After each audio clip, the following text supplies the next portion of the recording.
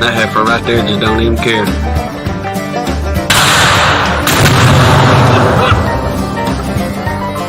Take yourself out.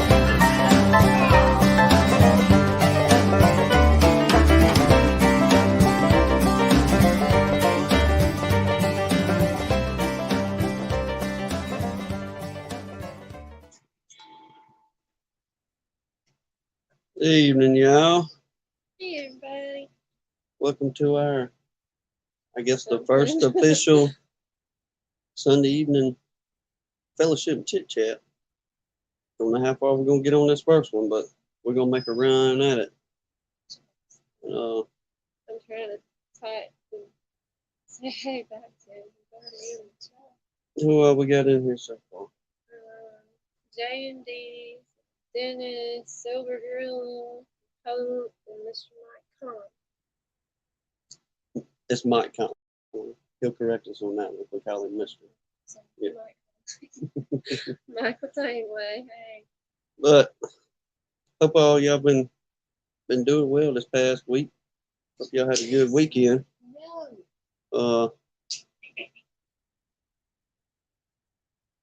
It's been a hot one this week down here. We finally got us a little bit of rain. Ain't really been able to get into the bees too much. We checked in them. He got me. No, Mr. Just Mike. Yeah. Hey, Lee. Hadn't talked to you in forever now. Yeah, it's been a little while there. Yeah. And Robert. And Johnny, who was supposed to be on camera. He dipped out. Let's see. Let's find old Lee's comment. Man said he went 827 miles this weekend. That's a road trip. He made a round. He come by for a visit here just a little bit ago. He left the house probably, see what, it's 7 o'clock now. Left about 2:30 this evening. We sat around and had some good fellowship this morning. And We had a good time today. Didn't do no bee stuff. No, it was supposed to be like a 94% chance of rain today, according to, the weather people. All this, well, it clouded up, but it didn't do any raining. So we just kind of hung around a little bit. We walked outside, looked at the bees. That's about as far as it went. As far as getting into them with him here. It was really hot today. Yeah, the humidity's come back pretty strong. Did we have any flow? No. No. Nothing. Hardly. No, Mike, it's still pretty much the same song, different verse around here, unless something changes. No, Charlie, we're not going for 7 hours tonight. Oh, We gotta work tomorrow. yeah, no, sir, no. We probably come 8:30, 9 o'clock. We're gonna wrap her up. Yeah, You if I know. last long. But yeah, we may try that on a weekend again. Somebody wants to beat that record, y'all do it. Yeah. Like I said, I did. Well, who was it talked about? Lee and Bob had the longest, or was it Lee, Bob, and Charlie? One night had a long chat. Charlie was in there somewhere. And Lee says Hannah's a good cook. Oh, Yeah. my bad. Oh, okay. Thank you. Yeah, during the visit, we kind of just bouncing all over the place here, ain't we? On the visit, Lee come by earlier, so he got here about, I don't know, 11 o'clock this morning, maybe. Yeah, somewhere in there. We, like I said, we sat around, we talked fellowship for a little bit, then Hannah was in there getting some dinner ready. She made homemade yeast rolls and a crawfish concoction we come up with. Yeah, concoction. That's a good word. A couple of weeks back, we just kind of stumbled on it, but Buddy talked about good. So when Lee hollered at us and said he was going to be passing through Mobile, we said, you know what? Let's pick that man something to eat. That's just Southern hospitality to feed somebody, especially when they're a guest. So we got to chewing on what we should cook. We said, let's do the crawfish, whatever it was we made that night. We remember what we put in it, but I have no idea what you call it. no, it was Hey there, Mom. ended up being crawfish, bell pepper and onion sauteed down. Had some Velveeta cheese, hamburger, 2 pounds of hamburger meat, and all that. Put over some rice. And like I said, you had them homemade yeast rolls, fresh Gunline honey. You're supposed to be talking about these. And sweet tea, no lemon. That's where the bees come in, that honey there. But yes, we had a good time. We did have a good time. I can't see the comments. I done froze up on my phone, but let's see, we're still going. Seriously. We'll try that again. I think we're still going. Check see if there's a refresh or something on this Yes. thing real quick. Y'all bear with me. It'll probably be a train wreck like previous. All right, I'm not gonna push any more buttons. The boatman just came. How many we got in here? 25 in the house. All right, hey, appreciate y'all very much. Dan Weaver. Him and James Noel both said they got their packages. Awesome. That was fixing to be my question to y'all. Did everybody get your packages from the giveaway? Hey, Grayson. A few people have said in here already they got them. Good deal. DC said he'd be kept today. Y'all's flow's turning on up that way now pretty good, ain't it, DC? Like I said a minute ago, it ain't doing nothing down here. I mean, it's pitiful. I guess the best way to put it, most gentle way to put it. I mean, Yeah, it's sad. We got out at work the other day, not too far from here where we was working, but got out of the truck and we're walking.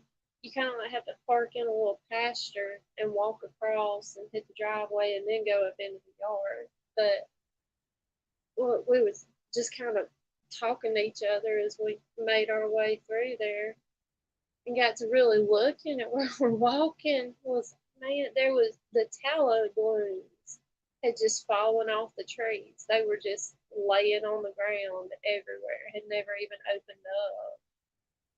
and these tallow at this house, the man said they planted them things nearly 45 years ago, something like that. 45 years ago they planted them, and y'all, these are some big old what we call them popcorn trees, but the tallow.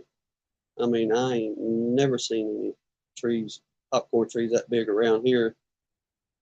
Most oftentimes landowners they don't want them around, cut them down. They're too invasive, that type stuff. But it ain't very often that people actually want to plant them and have them on the property down here. But yeah, you just had full dead tassels laid all over the ground. But there was the new round coming, and they were starting to get the bloom for the flower. So maybe they can just get enough to stock up. Like I said, it ain't looking like we're going to do any kind of honey. I mean, that really wouldn't. I guess our big main goal would have been nice to get a good gallon or 3 out of it, but it just ain't happening this year, y'all. Not down here anyway. I understand folks up in the North Country, some of y'all seem to be having much different results. Didn't you email Matt and said what they sent to? He Uh, asked about DC, yeah, I emailed. Well, I sent them a message on their really Etsy last page. week. Like, yeah, So it should be getting out to you pretty quick, DC, if it's not already on the way. yes, it is. I didn't see Sean come in here. I wish my doggone comments on my screen wouldn't froze up. Yeah, maybe fall will fill the boxes. I hope it's a way better flow in fall. I mean, you might have to let Mr. Johnny talk to him and back out and try to come back in. Yeah, Johnny, Johnny's helping us out in the background again to get it get us started. And oh, there's Mr. Joey. Johnny, I don't know. I guess if we can kind of keep it going, man, I'm gonna try to see if I can refresh this thing somehow on the cell phone. I mean, it's just completely frozen on mine. So I don't know if I'll be able to put in the link or anything for y'all to come in and chat or not. Would it frozen up?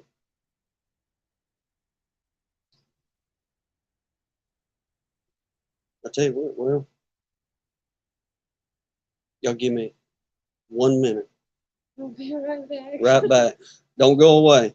Y'all bear with us.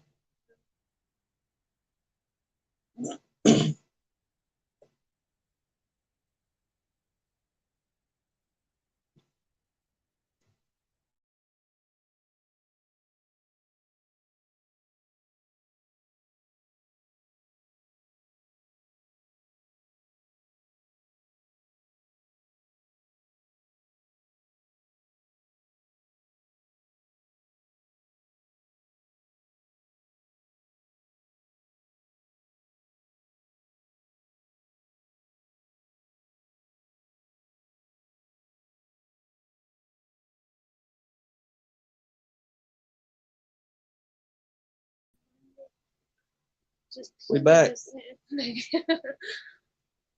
Okay. Put up a link and pin it that way.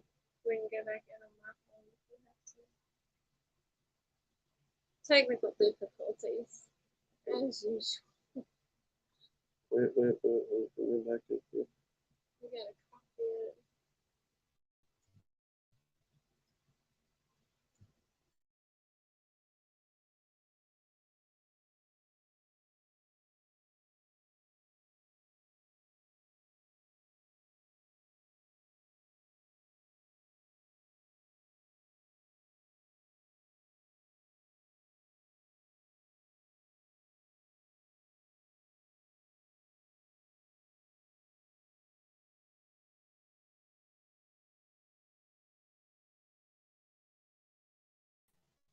Okay. Okay.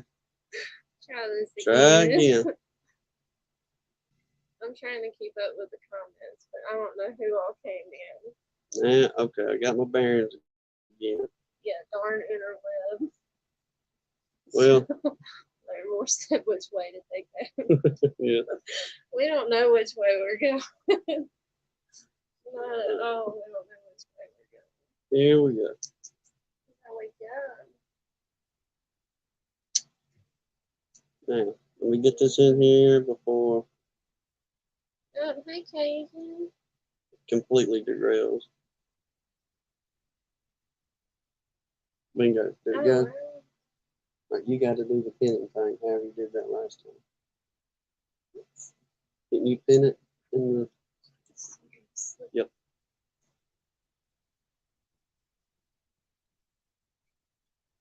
You had to do it because it put them in timeout.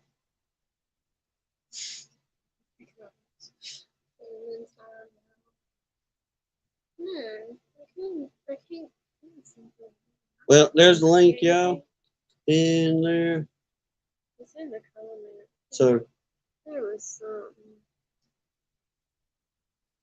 let me see. We're gonna We switch did this phones and we're gonna get this somehow. going. I can't remember how we did it. It was a banner. Pin message. I got it. You're so smart. Why are you trying to make me do it? I ain't that kind of smart on this. Yeah, you Oh, just want no. to act like it. Okay, somebody please come in and do something. The bug man said he bottled 72 bears of honey today. 72.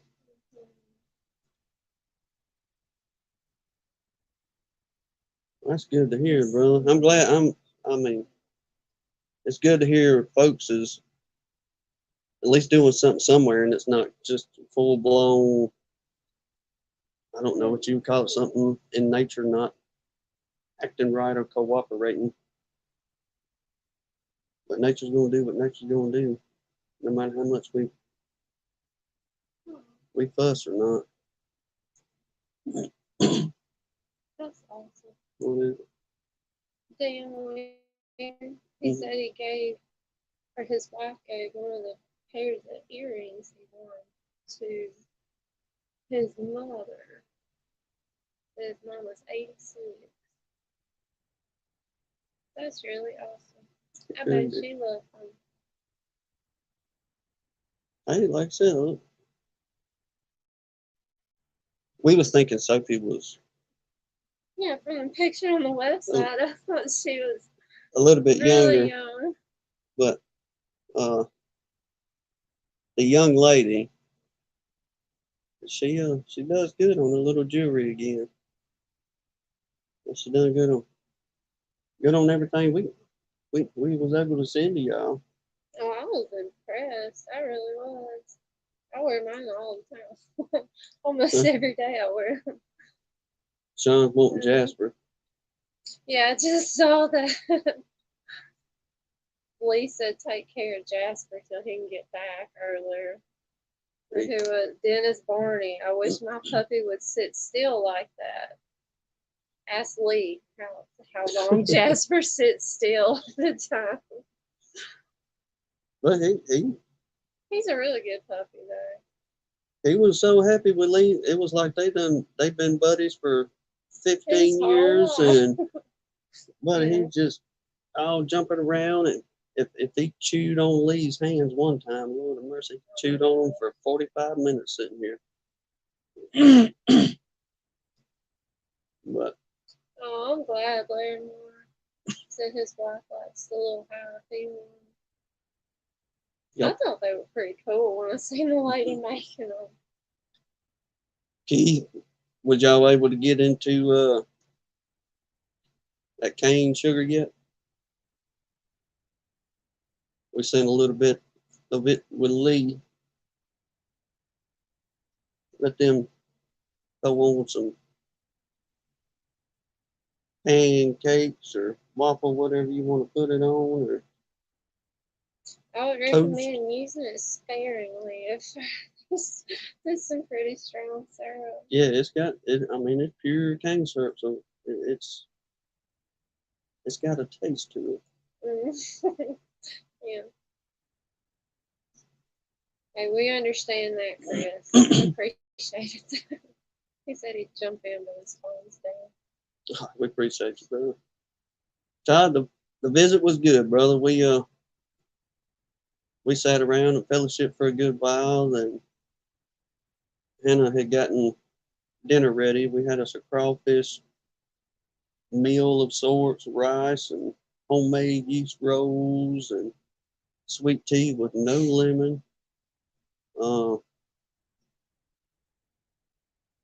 Larrymore said I done sopped up 2 pans of biscuits. Yeah, good deal. Yes, sir. Biscuits too. Did you see Lee's comment? You're gonna get in trouble if she finds it.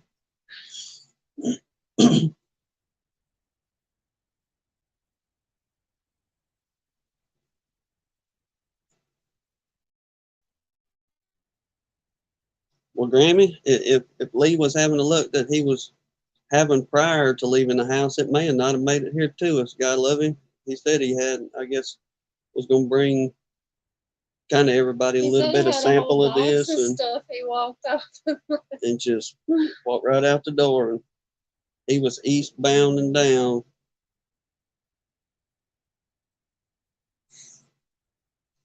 Jasper finally fell asleep again. So maybe I won't have to jump up and down. Good deal, Dennis. So pretty well awesome. Everybody, it seems, except for I guess DC Cajun. Did you want us to send them something for your hive tool, brother? I know you had talked about passing it along to Bob, but if you want us to send whatever you'd like to have on that hive tool to Matt and Sarah, shoot us an email or get in touch with us, and we'll take and get that along to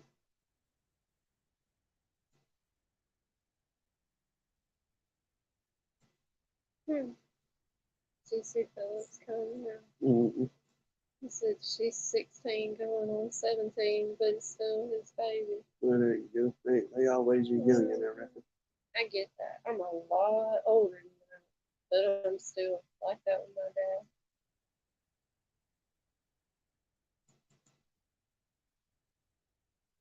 We'll see. Oh, that's right. Bob had the honey Wrestler. honey rustle. Yep. Jasper's gonna fall off the chair. But let me see if I can. Well, we got the thing posted. Somebody, y'all. Hey, he said I picked up the package for Bob, but I haven't yet. Oh, okay. All right. Hey, I tell you that stuff. How did I describe that best way I could? A stink bug is about the best way I could explain what that. Yeah, what it smelled like. I mean, it wasn't overly pungent, as they would say, but I could see where I don't think you would want to sit in a small space or anything like that and take that in for no amount of time, kind of stuff. But hey, for keeping them rascals out of them little nooks and crannies and or off on the other side of a floor joist or ceiling joist, whatever it may be, it's worth it to sit there and deal with that. That's for sure. Now we can talk Bob into buying him a vac.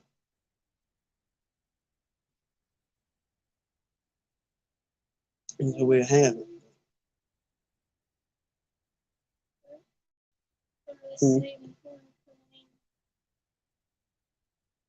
Well, we get, I mean, 35 in the house.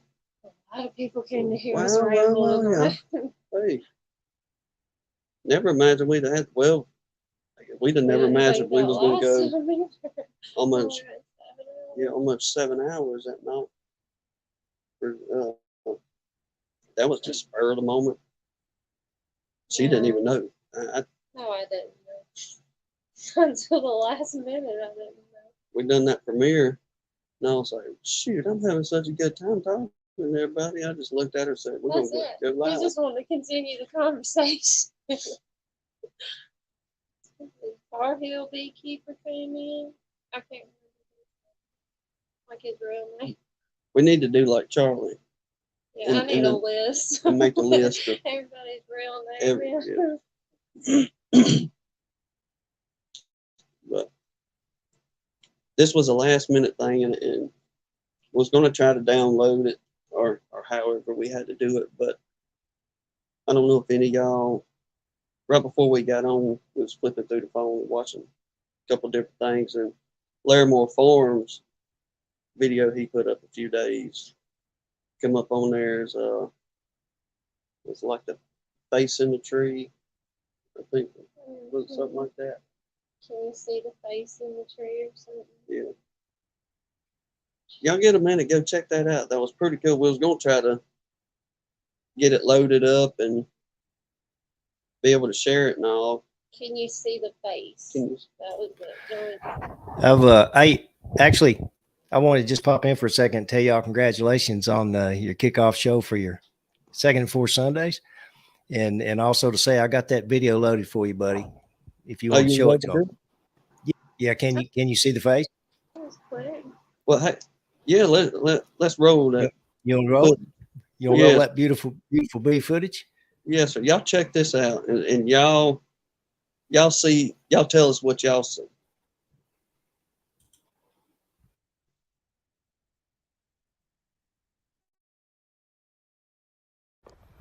Hello friends, this is Keith, Larimore Farms. I'm doing a little follow-up on a video I shot 2-3 months ago at most.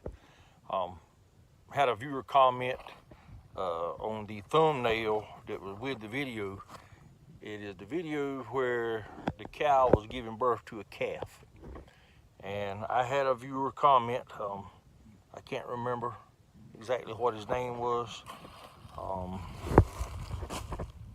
But anyway, they noticed something that I didn't notice in the video, and I didn't pick out the thumbnail. It was just a thumbnail that YouTube picked out. I'm new at this, so I hadn't been doing that part. But anyway, I came back down to the location where I had filmed at, and the viewer told me that was there a face in the tree? Well, I didn't know what they were talking about. You know, I blurred off somebody just trying to pull my chain. But anyway, I got to looking at the thumbnail, and the more I looked at it, the clearer that face became. And while I was down here, I didn't notice that. So anyway, I come back to this location, and I'm gonna show you a picture of this tree, and then I'm gonna let you look at it and tell me what you think about it. It's kind of strange, but anyway, I'm gonna turn you around and let you look at it. Okay, so this is the tree. Now, up close, I cannot see it, but through my phone, I see it plain as day. So just bear with me and follow through here, and I'll show you what I see. Okay, now do you see it? Right there, there's a place in the bark, and the farther you get away from it, the more it looks like a face in the tree. I'm gonna back up from it, and like I say, this thing it's kind of spooky, but it's there and it's natural. There's nothing painted on the tree. Nothing really special. I mean, there's not even a scar on the tree in that spot. There's just that one little place that looks like a face looking at you. So anyway, that's what I have for that, and I appreciate y'all watching. If you like this channel and you don't mind subscribing, I sure appreciate your support.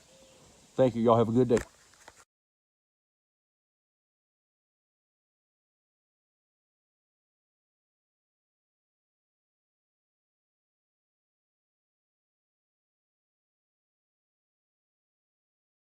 That's pretty cool looking. Whether it gives you chills or it's just one of them cool things that nature has kind of just allowed our imaginations to look into. It's pretty cool. Either way. It's spiky. Yeah. A little bit spiky there. DC said they're Indian legends. I was thinking about when he talking about when a cow dropping a calf. I was thinking old spirit from a cattle thief running into the tree. Who we got? Let's see who we got coming in here. There's a lot of people, but nobody's coming in to talk. Yeah, we got Bob one there. Walker. Yep. Uh-oh.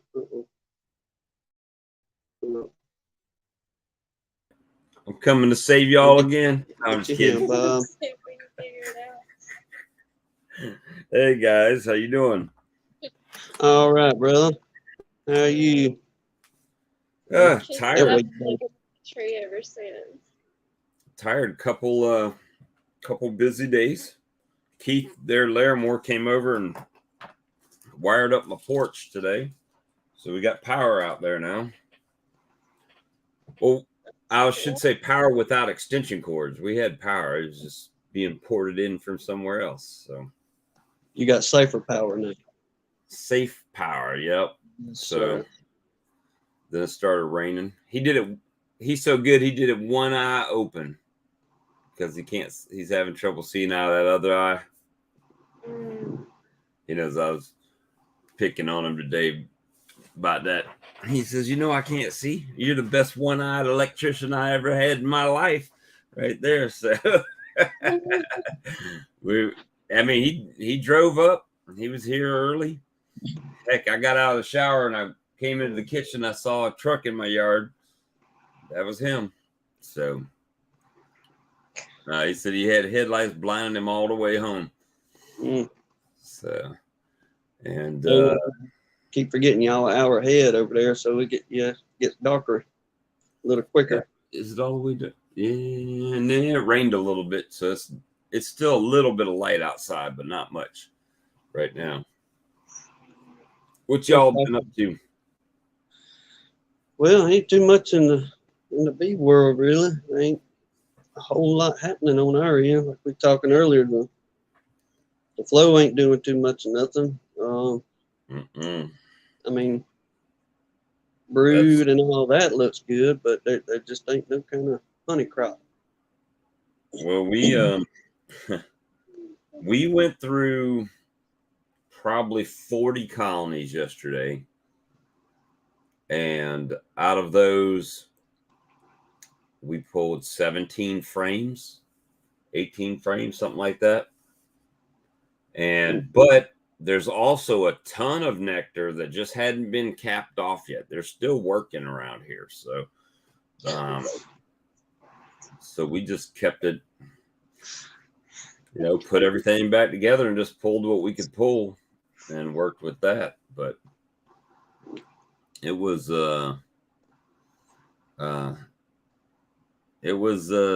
disappointing. But then I normally don't even pull my honey until about the last of June, July 4th, right in that weekend.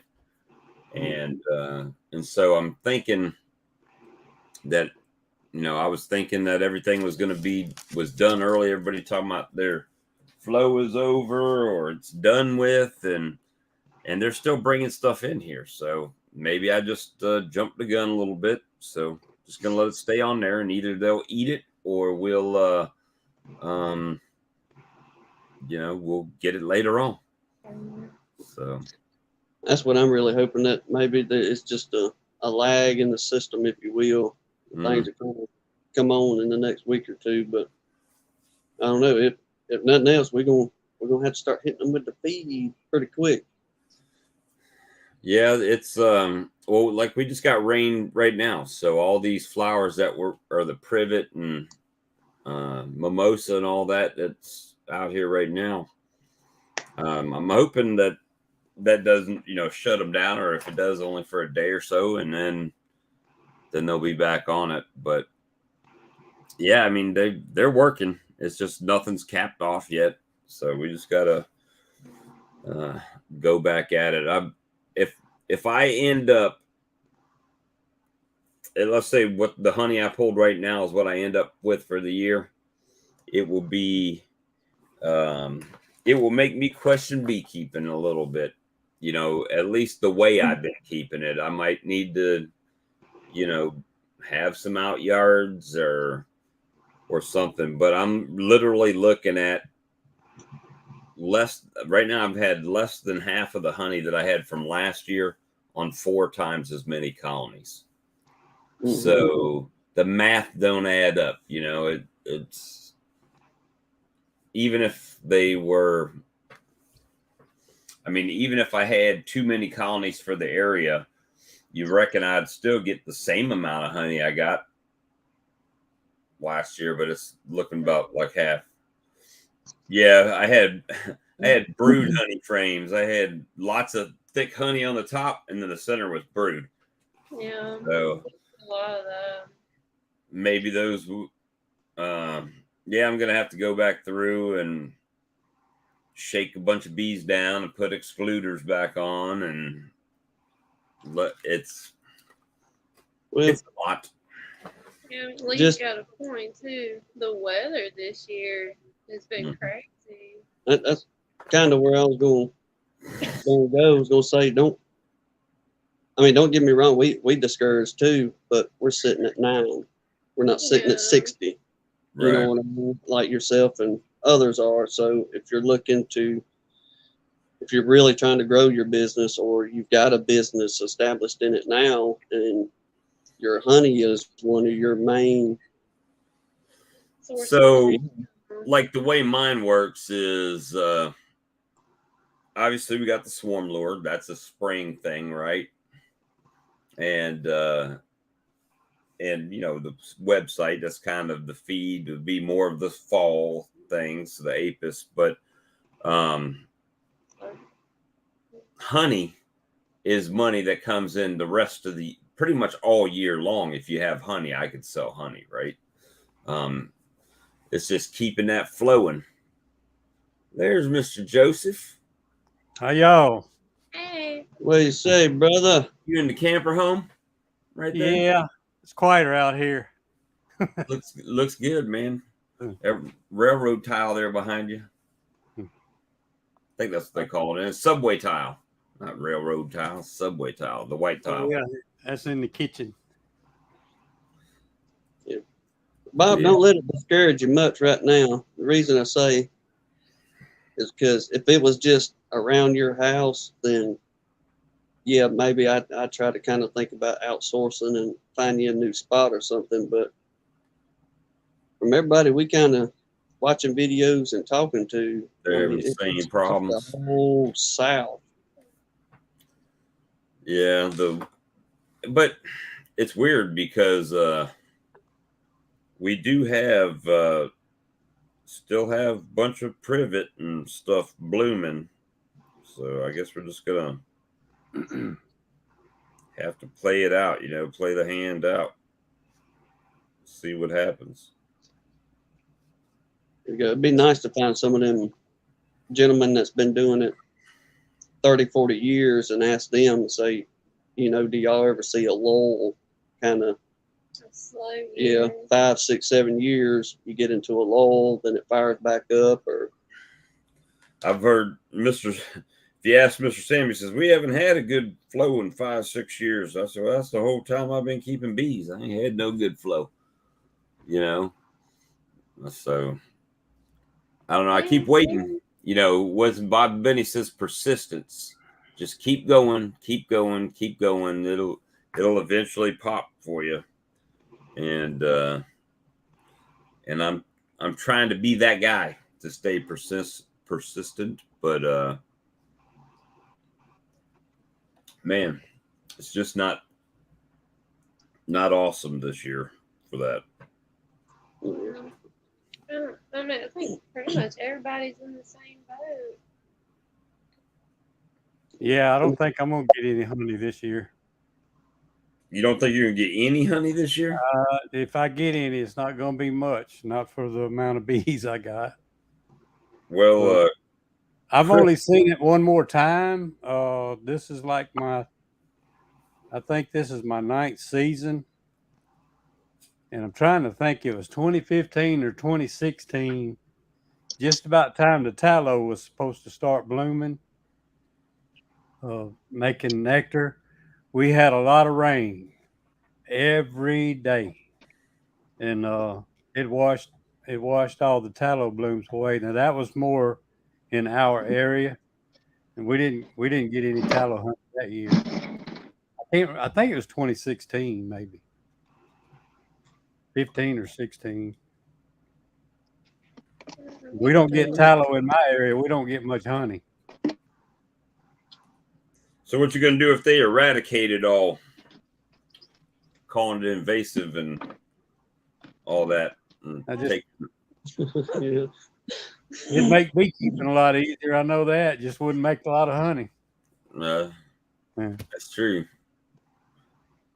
Because we sure got the wildflower and stuff. They kill everything on the highways. Yeah, just about time all your ditches start getting full of flowers and everything. They come through spraying or mowing. The Philip, what you doing? Oh, I'm melting, processing some wax. Ah, You can see it.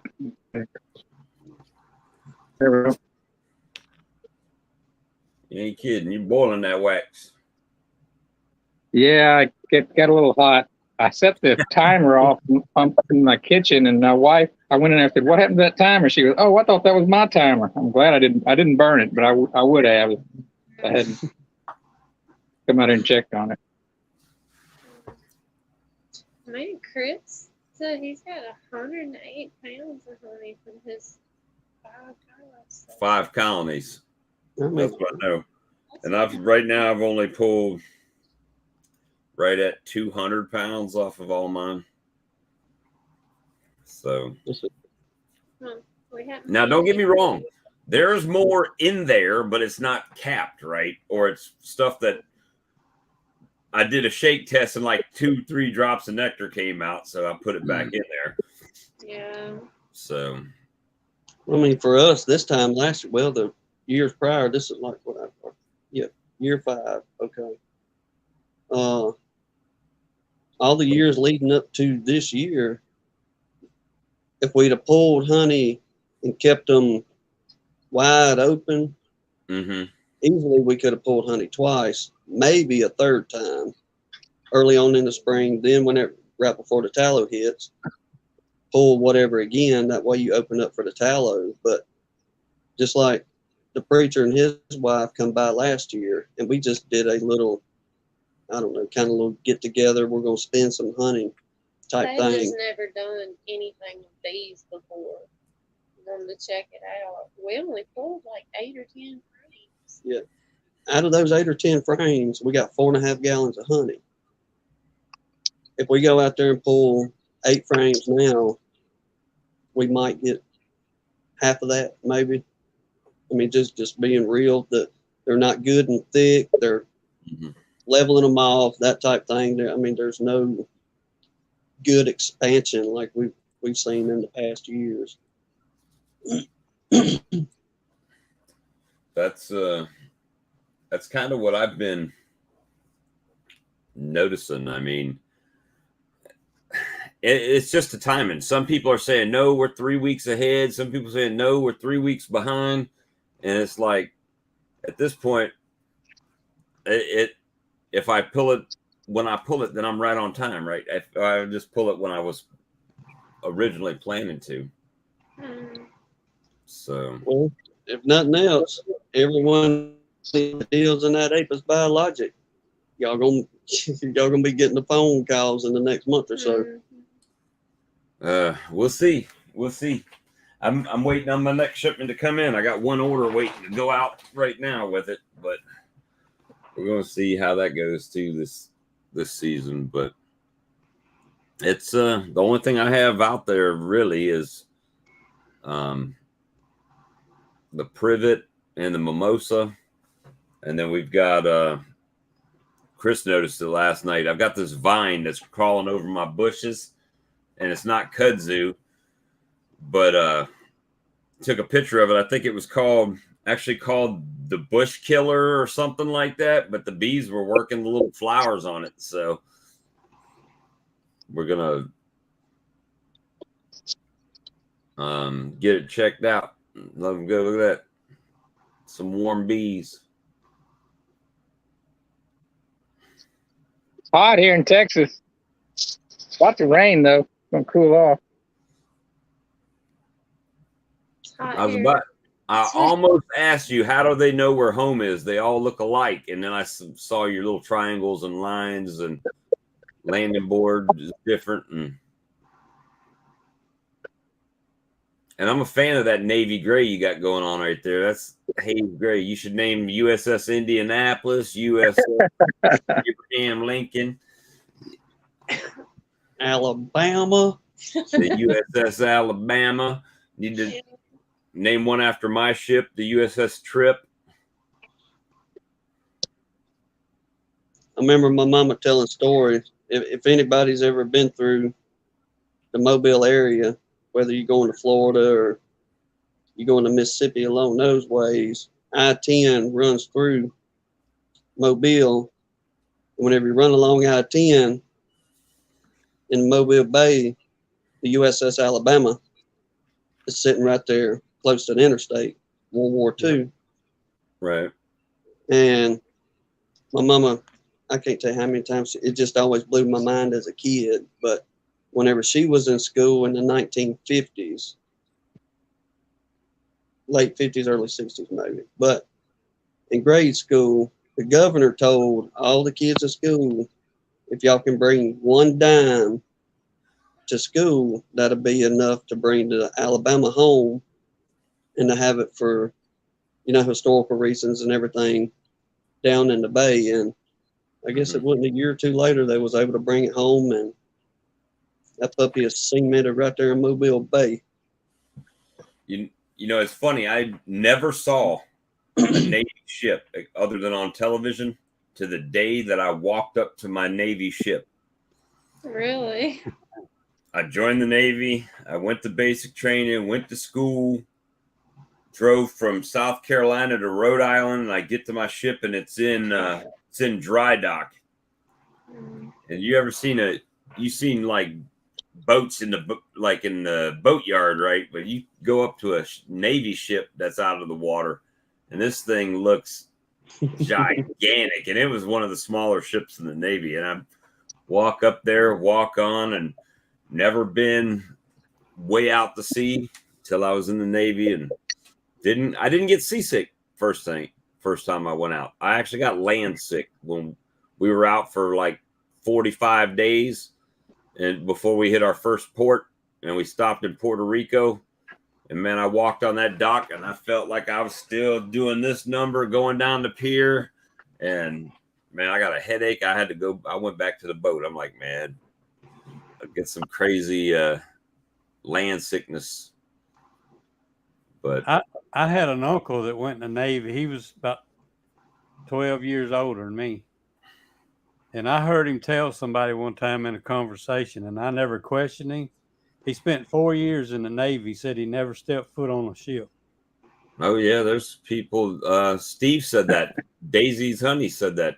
He spent 4 years in, but he was with an aviation unit. Said he never stepped on a ship. Yeah. The whole time he was in there. I said, well, I couldn't hardly step off one. Yeah. He spent 2 years of that in Guam. I don't know what he did over there. I think it's something to do with communications.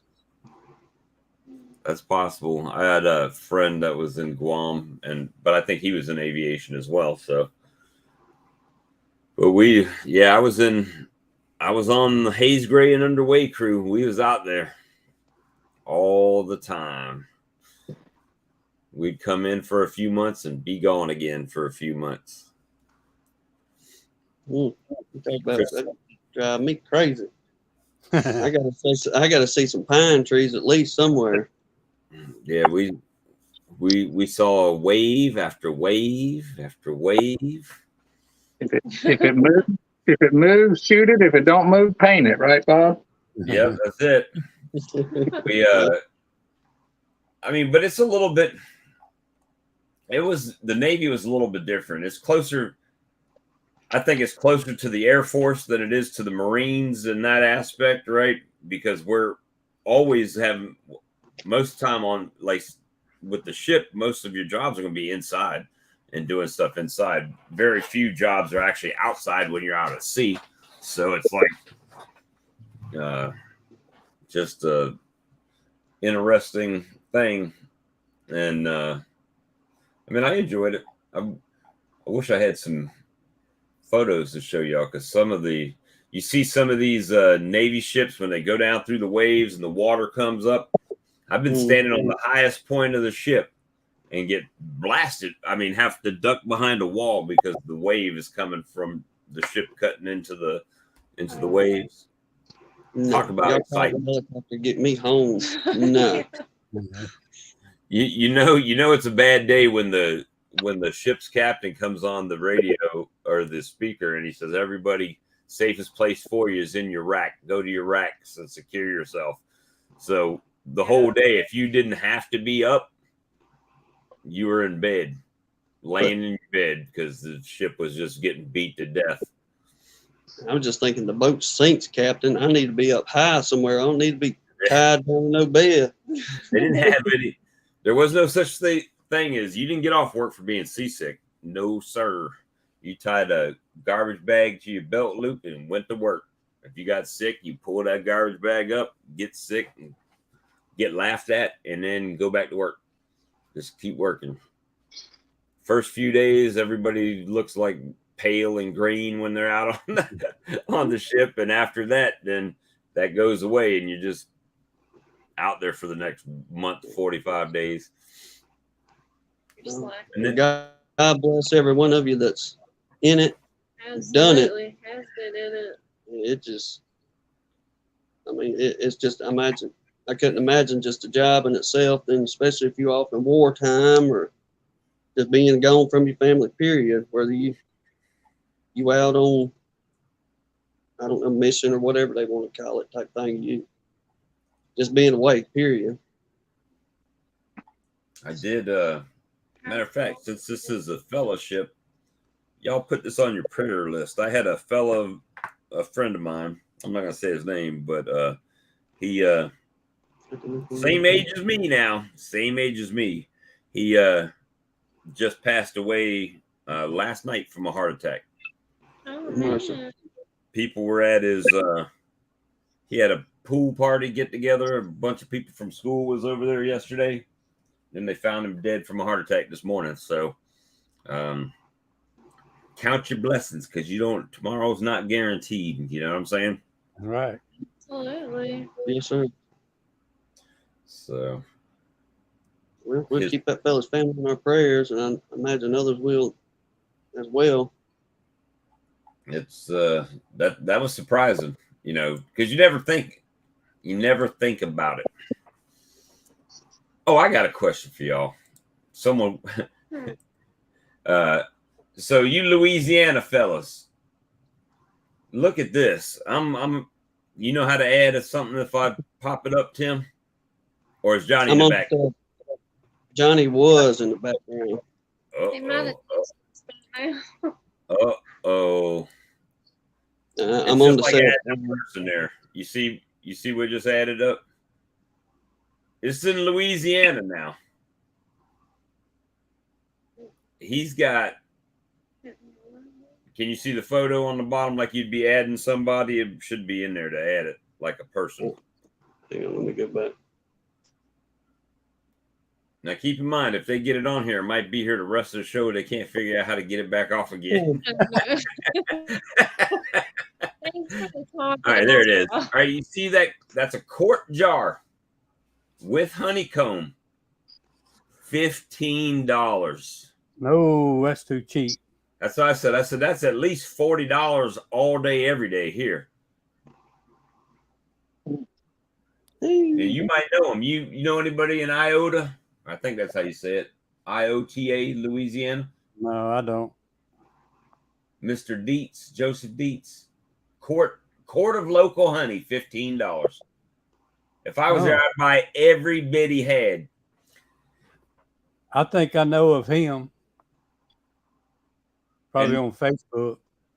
And look at that. That's capped comb. That's not like just uncapped comb. Well, he may be in a place like me, Bob, because in my area, a quart of honey sells for about $15. That's what I sell it for. A quart? A quart, and a 1 pound bottle is $6. Oh, well, you need to get in the export. You need to export it all to South Carolina. About 35 to 40 minutes away from me, south or west, that quart will be like $25. A regular quart, not a quart with the comb in it, not chunk honey. I'm just talking about regular honey. Yeah, Chunk honey is going to be around $25. I bought a quart in Tennessee last summer. It was actually Sevierville, and it was $20, and I felt like I stole it. Mm-hmm.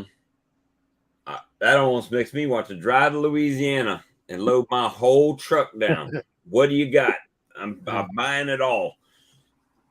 Well, we was talking about that yesterday or something coming home. You know, it's going to be such a slack year, buddy. You know, the prices is going to go up. I sold, just sitting here yesterday, I sold 4 quarts and 5 pints, $235. I think if my math is correct, it was I charged $30 for the quart and $15 for the pint. So 4 miles from me. I could be at his house in just a couple of minutes. Man sells it out of his house for $5 a pound. Wow. now, if I bought it in the bulk, like 5 gallons, I mean, you can find it all day for 250, 225, around that for 5 gallons. But That's 50 pounds. 60 pound. Well, yeah, if you fill it all the way up. Up to the bottom of my strainer is 50 pounds. And turn that into $600, but trying to get away from subsidizing honey. That was the whole goal this year, was to make enough to not have to get any from anybody else. And you know, I hate to say unfortunately, but every year seems like I'm getting more and more customers, but now my honey is getting less and less. So don't know how to I sold a good amount of nukes this year. I probably sold enough on nukes to make up for the lack of honey we having. I'd probably just soon do that as I would try to sell honey all year long. Well, I was watching Bob Binney's video today, and he was talking about how he liked to, if they focused on honey, they could probably make more honey, but they enjoy selling nukes. So that's why they make as many splits off of nukes that they do. So Nukes, I don't know. nukes are predictable. Yeah, I knew something was going to be crazy when the weather was acting crazy. I still think that those trees and all still have to go to flower at some point, right? Aren't a lot of your colonies, though, Bob, splits and stuff you made? Well, I started the start of the year with 17, and but a lot of them are at the point to where those splits were made well before the honey flow, and they had grown up. So here you can't count on a split making a spring honey crop here. I don't know what it's like there. So I'm thinking if maybe when that goldenrod hits or something later on in the year, and hopefully it hits, that it might be a better fall flow. Maybe that's what I should be going for. Hey, I've got an issue over here. I harvested 100 pounds. It was all capped, but I noticed it seemed to be real thin, and it's testing out at about 18.4%, it seems really runny. So I don't want to bottle it because I don't want it to go bad and sell it to somebody. You don't have a refractometer? Yeah, I tested it with that. That's what I used. And what did it come out at? 18.4. That's still in acceptable range. Yeah, but it sure seems thin. And what all you gotta do, put you a cheesecloth or something over the top where the air will breathe out of it, but nothing can get into it, and it'll dehydrate itself. Would it do that in the buckets though? Yeah, mine does. It'll just take a while. Mm-hmm. What I did was I looked at a lot of stuff online, and the thing that I saw that was easy to do. No, I don't, Lee. The thing that I saw was easy to do was to put it in a real low humidity room, and let it drip from one tank to another. and that helps some. It brought it down like 2/10, so it's 18.2 when it comes through that. But it took like 3 days to do about a gallon. But you got a dehumidifier? yeah, and at first I had it set up in a bedroom, and that really wasn't affecting it much. So then I stuck it in a coat closet. I can show you guys what I got. And If it's in a bucket, you're gonna have to stir it 2 or 3 times a day too. yeah, and I tried to do that, but I just don't have. I'm not around enough. Yeah, it'll just dry on the top and kind of seal itself. Yeah, I saw another video where a guy put it in these big, like these big food trays that they use in like school cafeterias. Yeah. So to get the surface area. So I've done that now. Let me show you guys what I got. I'll just show it to you real quick. See if I can figure out how to turn my camera around.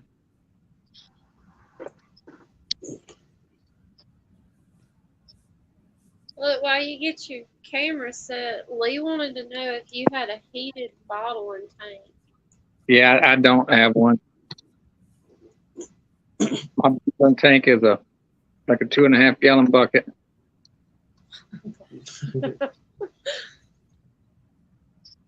Let's see. That's one there.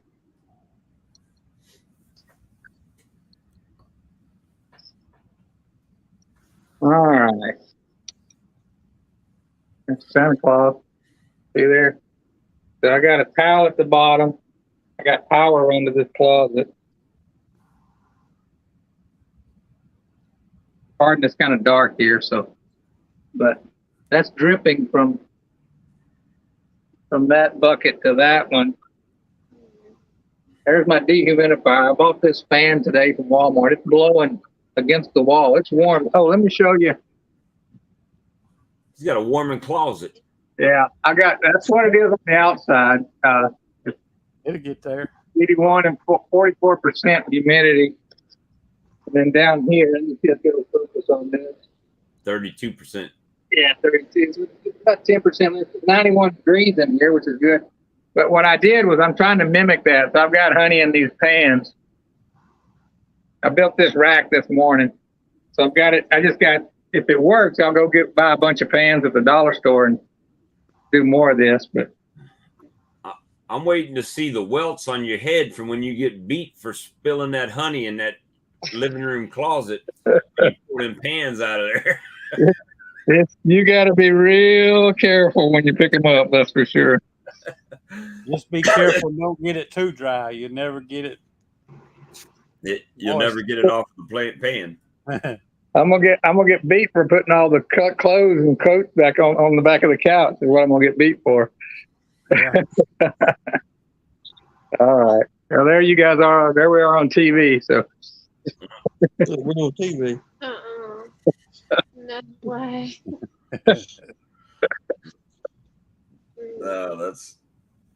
Well, I know my wife is on me now to get my bottle and tank and everything out of the kitchen because I have it on the table, but the cord's got to go over to the wall. So every time she goes in, she got to step over the cord, get to the laundry room. She's like, "You're gonna kill me over here.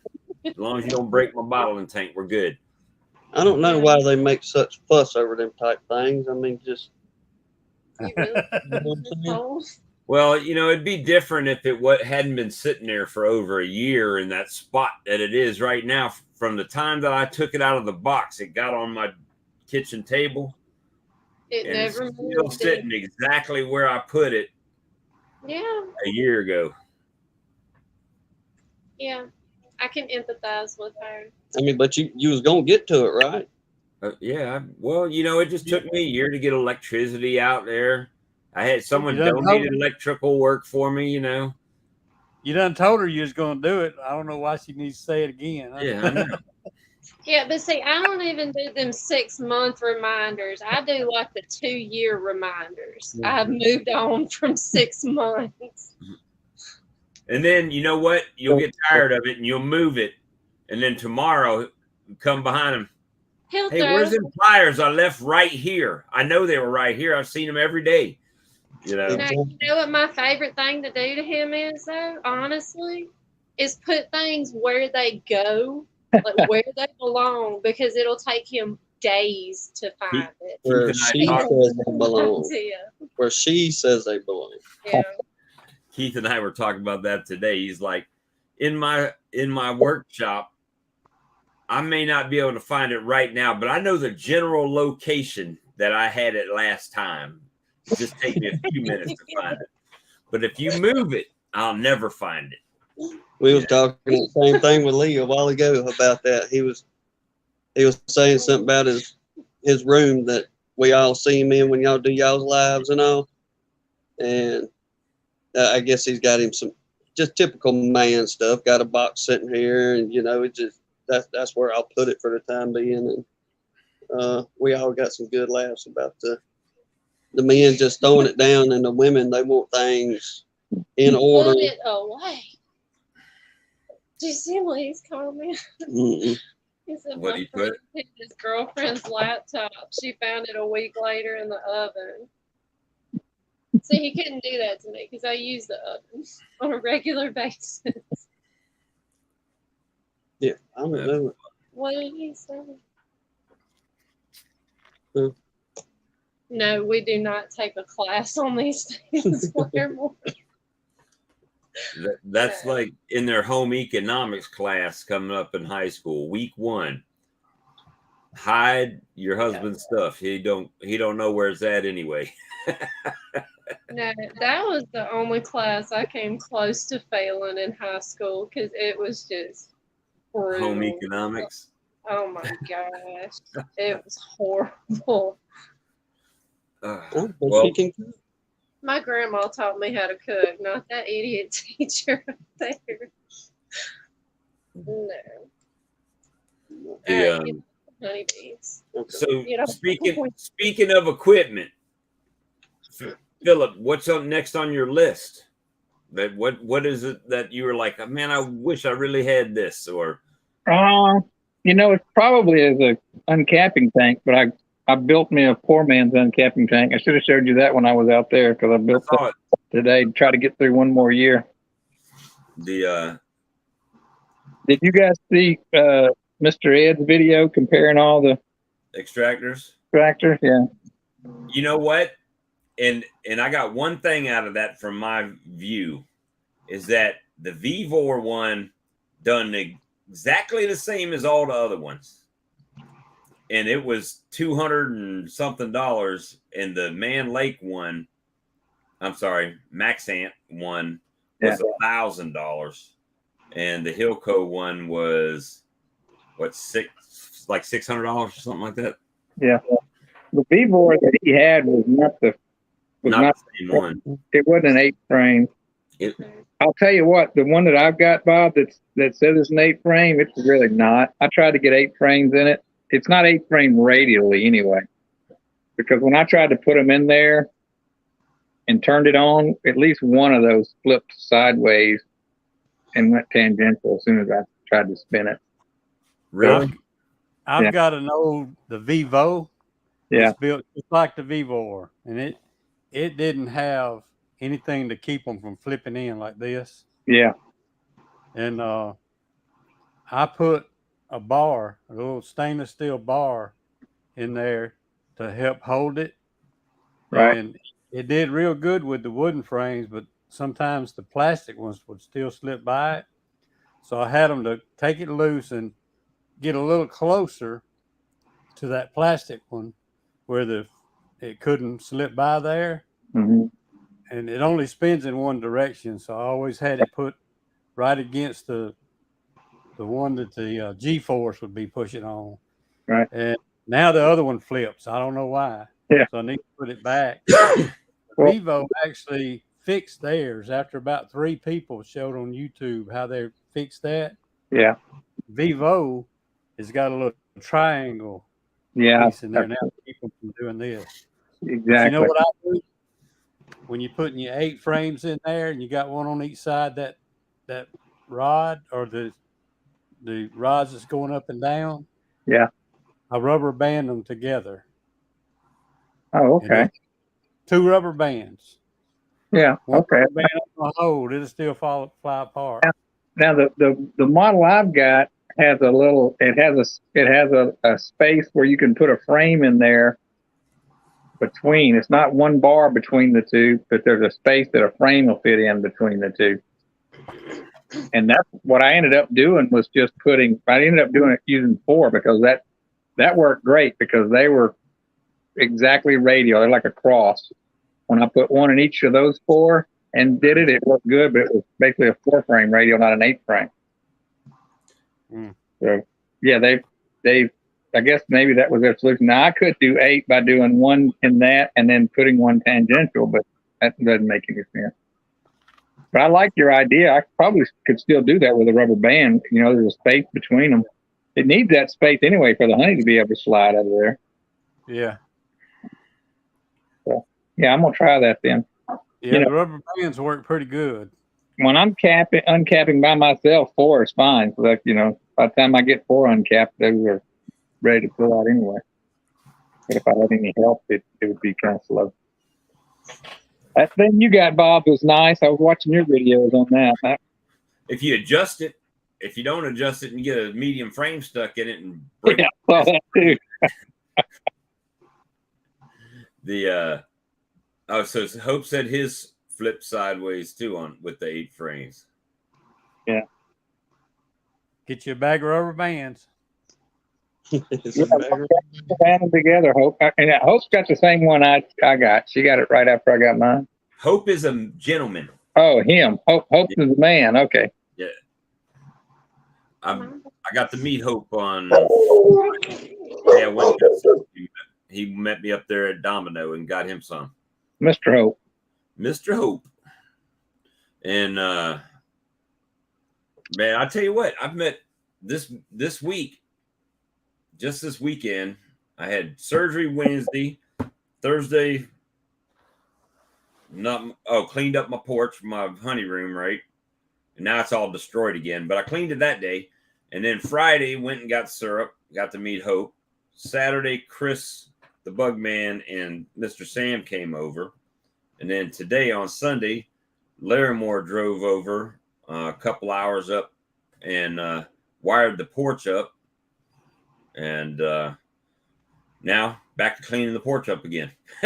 Everything's destroyed. But it's good. I even got my own outlet and breaker for my refrigerator out there, so I don't have to run the extension cord all the way around the honey house to the refrigerator from the pump house, the little brick building I've got out there. So I can start cleaning all that up. Now I can start wrapping the inside walls and finishing that out. So it's going to be interesting. Do a little bit at a time. That's it. I'm seeing a wax spinner in your future, Bob. I'm feeling a clarifier. Mm-hmm. But again, no honey, no money. That's kind of how it goes right now. Just waiting. I think I was behind here in Capel, but I think the bees are they're going to catch up. They're not going to do as well as I wanted, but it's not empty supers anymore. They're starting to fill them up. Well, my goal was only with the expansion, only get as much honey as I got last year, and I would be okay. You know, that was the kind of the goal at the beginning. I was discouraged because I had drawn out supers that weren't getting used, but now they're all going to get filled up, all of those. But it's only my 3rd year, so I only had. Here I had like 9, and down in the country I had like 13 supers is all I had. But I got tons of bees. We saw a bunch of them, and they're doing craziness. She's already moved up like it's wintertime, laying in the supers, and down below really ain't much but pollen down there, you know. And she's kind of just working up top, so I need to shake them all back down again, put an excluder back in, I guess. yeah, I did do that down there about a month ago, and then I did here like 2 weeks ago. I did this thing. I went through, and a lot of them had laid in the super. But it was such a slow start that they weren't moving up into those supers. And now, I took out all the honey excluder, the queen excluder, and then when they moved up, and some of them went up and started laying in them. Yeah, we got tons of brood. We even moved some medium frames of brood to other colonies that were laying that didn't have that much as many, just equalizing the brood, equalizing honey supers because they had brood in them. Well, most of mine should be out of there when I harvest 1st of July, but it may have nectar and it may be too wet to harvest with the time. But I don't think it's over yet, as long as that dirt doesn't hit real hard and they consume it all in the meanwhile, you know, between when I can get out there and do it and everything. So, Joey, you said you're not going to have any honey? You got to have some, huh? Well, I've been on vacation for 2 weeks, and before I left, they wasn't putting anything in, with the exception of maybe two or three hives. Mhm. There wasn't even hardly bees going up into my 3rd chamber. Mm-hmm. Well, you know, down in the at the farm last year, I didn't get much at all. I got like 35 pounds off of like 17 colonies or something. I didn't expect to get it off of more than like 10, but we had a severe drought. But let's see if I can try to find what the honey looked like last year.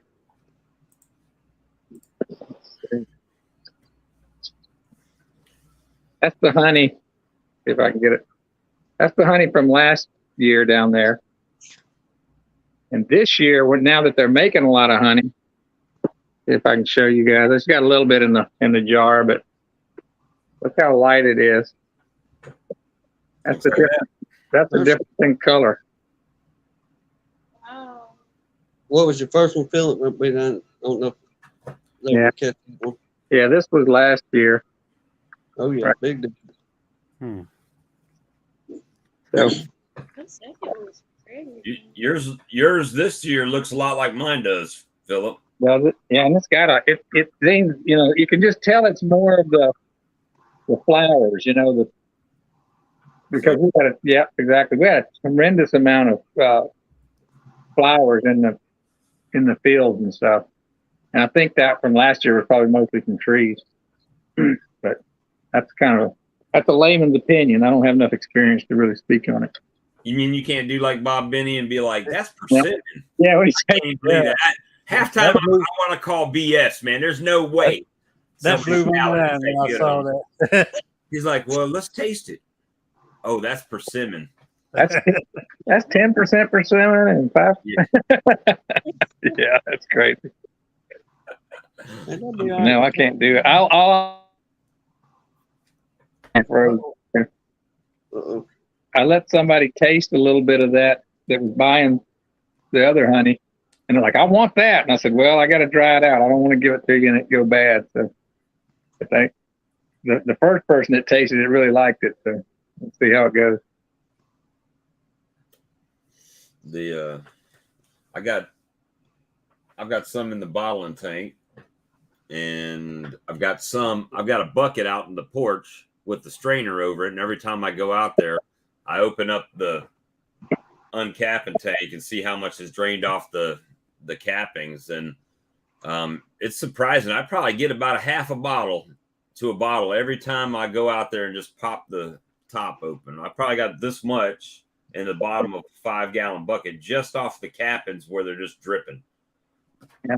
And it's I mean, so yeah, I highly recommend an uncapping tank and a electric spinner there, Tim. We're gonna get it. it. We're gonna get it. No, he ain't going yet. The Bob's gonna work on us with that deal, like we're gonna work on him about getting The a bag. vac. I can use, well, now it's pretty much past swarm season. I don't have to worry about a vac until next year. And they'll be at Hive Life, I'm sure. So Mike could get a deal. But Joey, at Hive Life, did they have a deal on those last year, those bee vacs? On the bee vacs? Yeah, the everything bee vac, they were right across the thing from me and Lee, and I don't know if they had them on any kind of show sale or not. I didn't really check them out. think it's one of them things that was like $400. I ain't paying $400 for a vacuum cleaner, shop vac. And I was like, man, I wish I had that shop vac. Hey, Steve. Steve asked me a question about the things that honey that I was getting when I first tested it. I was getting about 18.4%, but where it was dripping from one tank, I think it's wetter at the bottom. I don't know if there's science behind that, but where it was dripping from one to the other, it was up close to 19%. But as it sat in that bottom tank, it was about 18.2%. It's coming down. Yeah, I want it to be like 17 and a half. And Joey mentioned that be careful, don't dry it out too much. But if I can dry out some of this and mix it in with the wet, maybe I can get it back to. Yeah, you might. And I was going to go ahead and harvest the rest of it next weekend, but I'm thinking about waiting a week and hopefully they would dry it out some more. But the thing is, it was capped. What I got was capped. So I didn't even check mine yesterday. I wouldn't have checked mine except that as I was messing with it, I was like, man, this sure seems thin to me. I check it anyway as a matter of course, but I just kind of knew when I was fooling with it, just was running off the spoon. It wasn't piling up, when it hits. You expect it to pile up a little bit. Mm-hmm. Well, I noticed in that video with the uncapper yesterday that it looked really thin, but you got to remember that's really hot blades that it's coming across, right? It's gonna be thin, yeah. So it looks like it's just water coming off of there. Oh yeah. But you can get the moisture out by heating it up, but you're gonna, it's not gonna be raw honey in there. Low and slow on the heat. What did they say about 100 or so degrees? 105 is. I don't have a way to, I like the way that closet it heats up to, 90. I wish it'd go a little higher, but it's about as high as it gets in there with that dehumidifier. And I hope adding that fan to it today, I think moving that air around. Hey, Dan. There's Dan. Hey, Dan, appreciate you coming in, bro. How you doing? We doing well, my man. Phil, I wanted to show you this. Oh, yeah. It's like water clear almost. I have problems. That's what we pulled.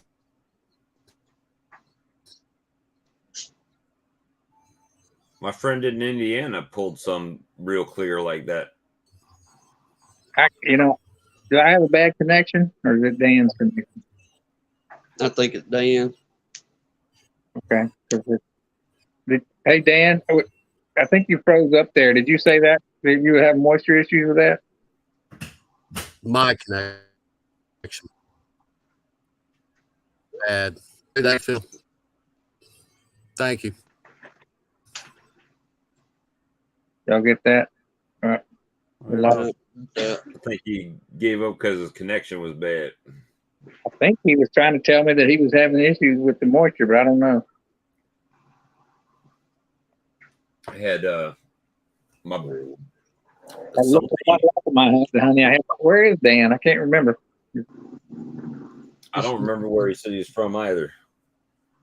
Maybe he'll type it in the chat down here. There's a lot of weavers down in Texas, that's for sure. Ooh, there's a bunch in Alabama too. There's a bunch in Alabama. Let's see. Yeah. But what about splits and stuff? Are y'all doing okay on them? Are they being productive, or kind of about like us? Just the ones that we have done, they're making it, but it's not much to brag about, really. Well, mine, my nukes are. I mean, everything's doing okay. I've got a couple hives, and I don't know if it's just where they're located. Maybe they don't get enough sun or something. Because, 15 and a half. Oh, okay. And he said it's 15.5%. That's really dry. Yeah. And that one location seems like they're kind of bad, bad over there for them. But everyone else, they seem to be growing and doing their thing. Just not packing it away, He sold to 20. I didn't do any splits this year. I just tried to raise queens, and that was my splits. So I think I ended up with. When I did them, I just did what they call the flyback split. And one colony did very, very well. I got 6 queens made it out of that, and I think the other one I just got 2 out of. So they're growing though. All of them are growing. But I did get the ones that I got 6 out of. That was the queen I wanted to breed from, hopefully for the future. But I caught a whole bunch of swarms. That was my splits, natural splits. Yeah, I did all my splits in March. I did. I went from 22 colonies to 40, just mostly with caught swarms. I only pulled 1 swarm out of a tree, but there's no telling how many of mine swarmed out in the country that ended up in my boxes. It could have been a lot of my own bees, finding their way. No, we checked on. Well, Wednesday I went out and checked on them little old splits that we had done. Just, I don't know, just trying to kill a little bit of time that day. Hannah was busy on something else, and went out there, and they're doing good. They're coming along good. But I went to one of the other bigger colonies and just popped the lid and the inner cover and just checking the super in there. And that's pretty well what kind of just sealed the deal on, yeah, we ain't gonna be doing much of nothing on, I guess, on the honey end this year. I know we keep going back to that, but it's just, I mean, that's all really just happening in these parts, and seems like everybody else too. Yeah. Last weekend, I was in the bee yard down in Richmond, and there was a swarm happening in the bee yard. So I get my camera out and I'm filming it. I'm trying to figure out where it's coming from. And they land on a tree just outside the bee yard. And then, I'm too busy doing other stuff to mess with them. And it's pretty small. So I'm sitting there, and all of a sudden they come back to the bee yard and they're swarming around. And there's a spot there. It's like, okay, I'm gonna set up a box here, put some old comb in it, and see if they'll move in it. Because they went back to the tree, and then I went over. I had one colony that didn't have a queen, so I was combining them with another one.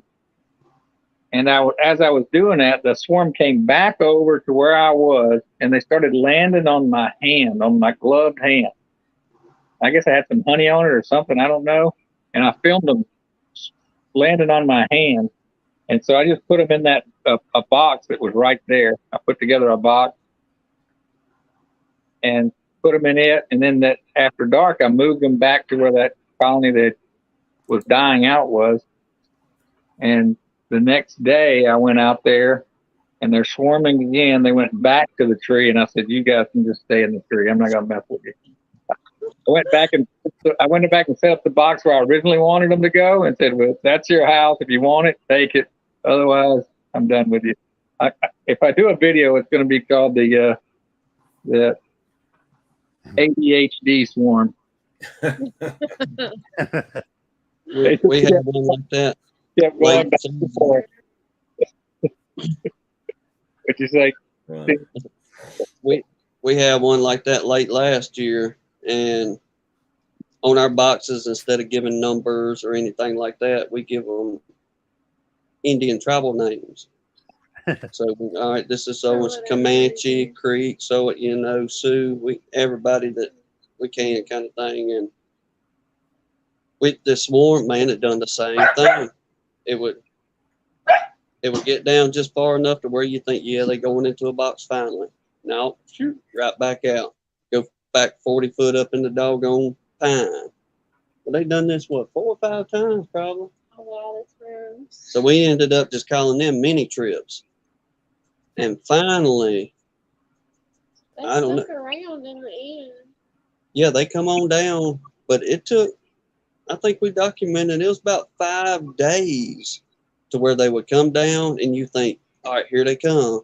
No, they go right back up. They get 'em. I may go out there and they may be in that box I set up for them. But it was Sunday. I finally said I had to leave, so I may go out there and this weekend and see them in the box I gave them. But they sure went back and forth about 4 times in 2 days. Make you want to pull your hair out. What is y'all's problem?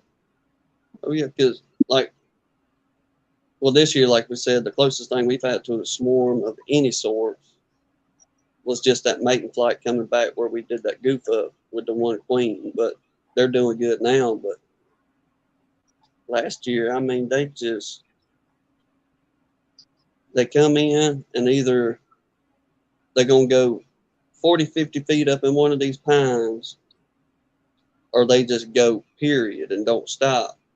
I think we've had two, that to where they was at a level to where you could either, take a bucket and knock them out, or shake them out of a limb head height. But yeah, for the most part, buddy, they get up and they get high around here. Yeah, well, I don't have real tall trees, but this one would have been pretty easy to get, I think. It was kind of on a thick limb. I couldn't shake them, but I was wishing at the moment I'd done the old, what's that guy that does the waste basket? Yeah. Scoop and score. Randall Carter. Have you seen that video? Yeah, he's got a really cool system, and I'm going to set it up. I just hadn't had time to build mine yet. But I ordered me one the night he did that. I ordered me a basket. Yeah, so that would have did good for this, but the thing is, I didn't have time to fool with it even then because I had other bee work I had to get done. Plus, when you catch 18 swarms in boxes, it takes your motivation to go chasing all trees. So if it'd been last year when I wasn't catching any swarms, I would have stayed there all day trying to catch those bees. Well, talking about catching swarms with the basket, I hadn't had a swarm call this year. This first year I hadn't had a swarm call. A lot of swarms this year, though. Like a dozen, right? Yeah, I caught swarms in my boxes, but I hadn't had anybody call me. I've got a Facebook group here locally, and somebody had posted needed somebody to come get a swarm out of a tree. They had a picture of it, and somebody said, if nobody comes tomorrow, I can come get them. Before tomorrow, I can come get them. And I posted that I could come get them now, and he said somebody's coming tomorrow to get them. And then 30 minutes later, he said somebody's done come got them. So I thought that was kind of weird. It must have been an easy one to get. Yeah, there was only, you could reach up and touch them with your hand. Yeah. Well, too bad you didn't have the same luck with that big one they sent you pictures of, Bob. I know. The time you drive all the way out there, it's gone. I said, well, you just sent me a picture. She said, yeah, that was from this morning. It was really right outside your back door. When I say, hey, send me a picture, I don't mean one that you've taken a year ago. I mean, one. Don't Google a bee swarm picture and send it to me. But several years ago, I got a call from a girl, somebody we knew real good, and she'd called me, said she's got some bees in her yard, and they're about 3 foot off the ground. And I said, yeah, I can come get them. Me and my wife loaded up and come to get them. And when I got there, there was a little swarm about that big around. So I got my box set there and started kind of scooping them off in the box, and they started marching in there. And almost all of the bees had gotten that box. It took them about 30 minutes. And then she got to saying, they were over there in that bush, and they moved over here. And she said, when they moved over here, they were actually that big. She said, I don't know where the rest of them went. I'm thinking, Oh, no. these are scout bees that got left Yeah. after all that work. They were queenless, so I just Oh, hey, dumped them out from another box. you guys remember that swarm we picked up over at my friend's house at night? Did it on your show, Bob? Yep. Those turned out to be queenless. Oh, were they? Yeah. And I think what happened, my buddy sent me a picture the next day. There was just a little handful of bees, about like what Joey described. Uh-huh. And I thought I ought to tell him to run his hand through those and see if there was a queen there. But I was like, yeah, those are just but yeah, they turned out to be queens. She had a queen on order anyway for another week colony, so she just put it with them. So hopefully they got their queen. There were a lot of bees in there, but yeah, they did turn out to be queens. Let me see. There's a fella selling Russian queens. It says 1 through 24. They're $33 each plus shipping. 25 or more, $28 a piece plus shipping. Wherever 601 area code is. 601? That's Mississippi. Yeah, Isn't that's South Mississippi. Name's Austin Smith. For Russians. Said end of season sale.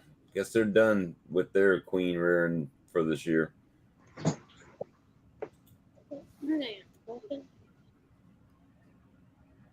Yeah, let's see. 601, that'd be George County, Mississippi, Loosedale, over that way, I think. Somewhere up that way. Next to the 601. At least that's where his cell phone's from. He might have moved to New York State. You don't know. I think most of Mississippi is Yeah, they're just right down the road. Come get them. Get down. Police said there's an iPhone. Do you see it's coming? I always scroll through Facebook so I can see what people are trying to sell and get for honey and bee stuff and whatnot.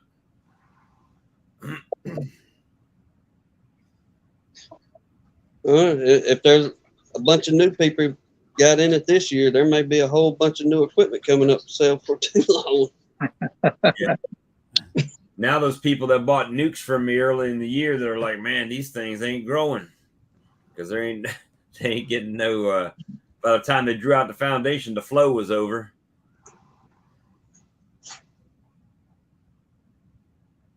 I made honey off some of my swarms, but I'm not going to make hardly any off of.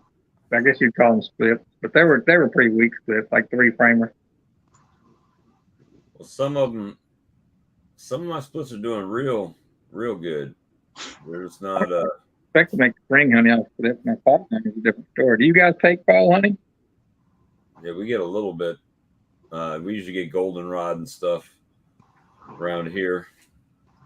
Of course, that's before they developed all these homes, so we don't know what we're going to get. And normally, I think they plant soybeans. They kind of alternate the corn and the soybeans. And this year, it's corn everybody's got. So corn don't do much for us. Soybeans, I think, give us a little bit of stuff, right? Pollen and whatnot.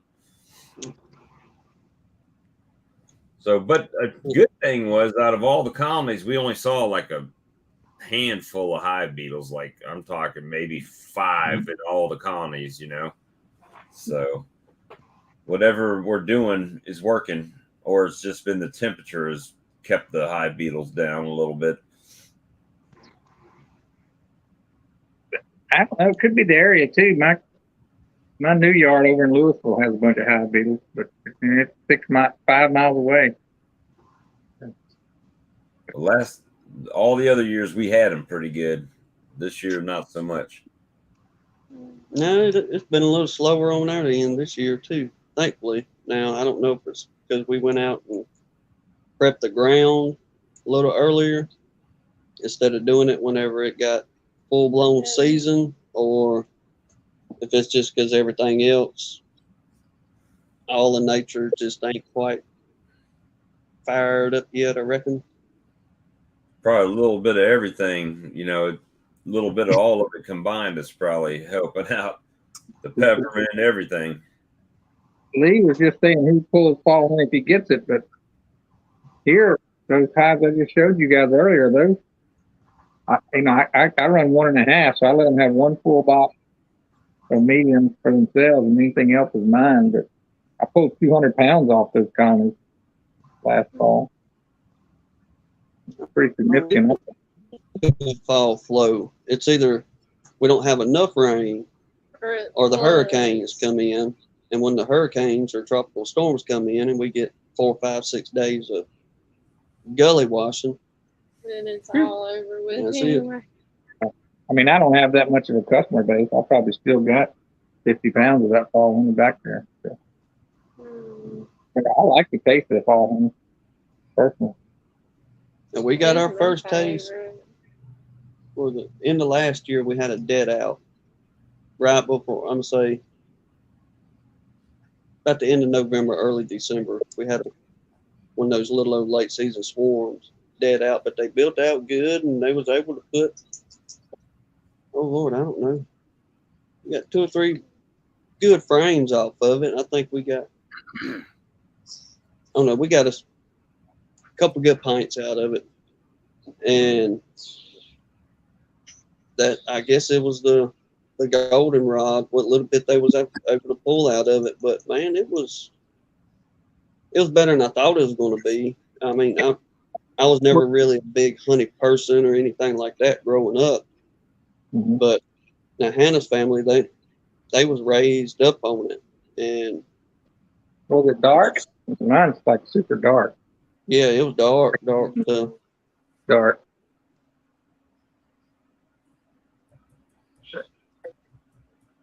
I mean, I really like it. It's I like it better than the spring honey personally.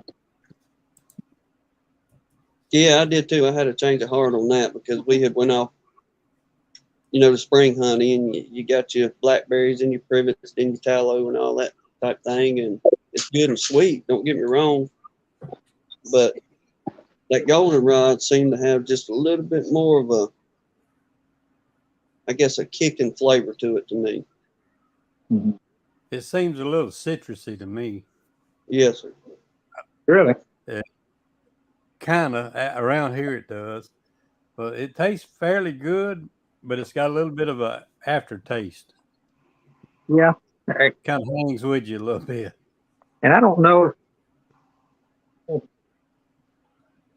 the dark here, I'm trying to get over here plugged up into my charger so my battery's going dead.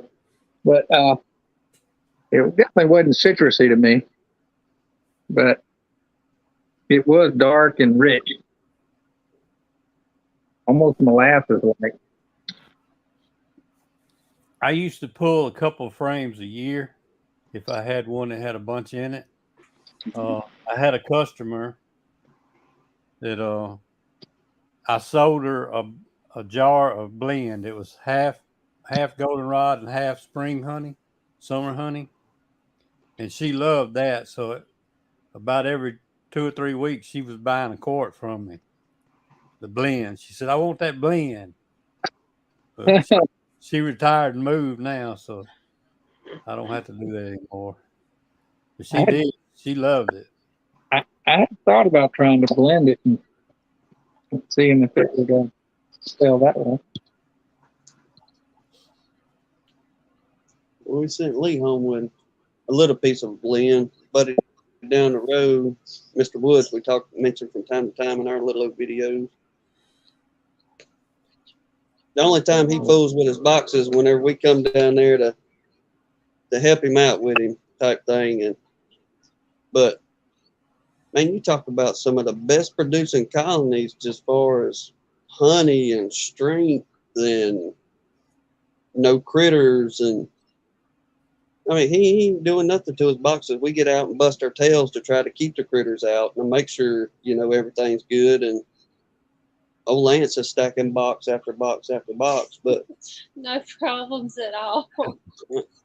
We told him as soon as we was coming into spring this year, said, Lance, you have got to pull honey off these boxes so you can get new for this year. he finally went broke down, and buddy, there ain't no time. I know we had a good spring and early summer run of honey in there, and you had a fall honey because I know he didn't pull anything off for a year. But I mean, just beautiful comb, beautiful boxes, but he don't fool with them unless we come over here and help him with them. I think that's what's going to happen when I finally get out to Sarge's deed, because I think he's got honey there that might be 3 or 4 years old. Comb would be all jet black from being walked over like 1,000 times by the bees. Mm-hmm. But you know what? There's something to be said for it. I'm going to tell you, the bees seem to do better when you don't mess with them. You know, when you just let them go. I mean, either they'll thrive or they'll die, right, Joey? Yeah. You just leave them alone. Either they're gonna grow strong or they're gonna go away. And then, hey, then you got more equipment. You've just opened up some equipment for some more strong bees. Yeah, if the weather This time of year, I'm always putting them together. Yeah, blending them back together, colonies back together. Yeah. I'm trying to hopefully let these ones all grow right, but never know what's going to happen. I don't know. We usually ride over there about every other week and kind of go through everything with him. And I'll ask him, say, well, Lance, have you been in any boxes since we left? No. Well, all right, well, we'll see what's going on since the last time. But like I said, they do great. Just leave them alone. I think sometimes we try to do stuff being creative and end up messing it up more than them just doing their thing, you know? Yeah, but like Hannah said too, at the same time, I mean, you get excited, you want to get out there and get in them and see what's going on, or are they building, or just to check on them. Right. Period. But I don't know. This beekeeping world is definitely an up and down roller coaster. You have to hold tight to. Well, they're going to be really mad if this is all the honey I got and all my prices double because I only got half of the honey I got. Oh, y'all want this honey? Oh, this honey is $40 a pint. What do you mean? Well, my bees only made half as much, so I have to charge twice as much to be able to keep them. That's what I say. Put a small deal on there. Say blame the bees. Yeah, blame the highway department for cutting down all the clover and everything as soon as it grows. Write it up as a surcharge. Surcharge. Surcharge, yeah. You need That's to. the way the fuel delivery, propane and all that. They add a surcharge to the delivery. Pre-sell your honey. Have people gamble on how much they're going to get. Right. The same amount. Pre-sell it all, and based on how much we get, whatever percentage your money was, that's how much of the honey you're going to get. That's funny. There are people that do pre-sell honey and deliver it every month. Yeah. Just have a reoccurring thing. I got enough honey to make it this year. This is how much you're going to need. One lady bought all her honey for the whole year yesterday, that 4 quarts. She's like, this should make me for the whole year. And then another lady stopped by. She was just here the other day. She stopped by again. Oh, we eat this every day, like medicine. We take it every day. I said, yeah, I got one customer that buys like 3 gallons a year. He every day he takes it like medicine, puts it in his tea. That's me. Put it in my coffee. Mm-hmm. I'd have a lot of honey if I didn't put it in my coffee. I go through about 1 pound a week. you need to get you a flow hive. You can just go out there and turn it on and empty it right in your cup and close it back. And let it go. Love it in that coffee. For what you're selling it for, Joey, you need to eat all of it. It's too cheap. But I guess if your neighbor down the street selling undercutting, there's not much you can do. We're gonna have the underground honey railroad here soon because these cheap states that, and then we got these expensive states that can't make no honey. That's probably why it's more expensive. And then I'll be riding the highway like a drug dealer, picking up honey in Mississippi and Louisiana, and then driving it back down here to South Carolina to sell it. Joey, you, It's local honey, local to somebody. Joey, you go down there and just ask him how much he's made this year, and when he tells you, say, "I'll buy all of it." We'll mark it up. Even if you mark it up $1 and they raise yours by $2, you've made it. Yeah, I saw that commercial on TV like that. Two guys selling the same item side by side. Uh-huh. One guy marked his down lower than the other guy. The guy with the higher price bought all his from him and then went back up and doubled his price. Yeah, that's smart. I sell all my honeys by the pound. It's $10 a pound. It doesn't matter if you're getting 1 pound, a pint, or a quart. $30 a quart. Now, if it's got comb in it or something like that, that's even more. But most of mine don't come with comb in it, unless I get a blowout or something like that of a frame. Then I might chunk it up into into one. But yeah, it's all the same. Yeah. I've been selling mine for $12 a pound plus the cost of my jars. So. Yeah, I might even be a little cheap. Sam says he sells his for $12 a pound. So there, when I went to the farmers market, they were selling their pound jars for 16. But now what I will say is that for like 28 or something. That customer that came and got 4 quarts from me yesterday was one of Sam's people, and Sam don't have the honey. He doesn't make, because his business model is not honey production, it's nuke production. Right. He gets some honey, but it's, a frame out of this one, frame out of that one. He's not pulling boxes of honey off. Yeah, he keeps his colonies real small. Mm-hmm. And that's by design, right? He wants a lot of small colonies that grow in that he can split to more colonies. Right. And that's his thing. And he does get some honey, but he'll never have the need for like the equipment that I've got. And hell, I didn't need the equipment I got right now. I mean, Me either. Yeah, I bought 3 years worth of equipment. Yeah, Joey's got some nice equipment. But we always say, well, maybe next year, maybe next season, maybe this fall, maybe we'll see. But you know what? With that being said, to run the frames through took us all the frames that we had it not got jammed. Probably would have took me about 2 minutes the other day on that new machine. Just Joey's got a really nice honey house. So if I had a nice honey house, I'd probably be wanting to buy more equipment. I've got nowhere to put it if I bought it. Well, she told me too many times I needed to get out of the kitchen. So, okay. I don't have anywhere to build one here. My little postage stamp lot out down the country, I got plenty of place to build it. Here, I don't have anywhere to build it. I might have to just haul everything down there to extract it eventually.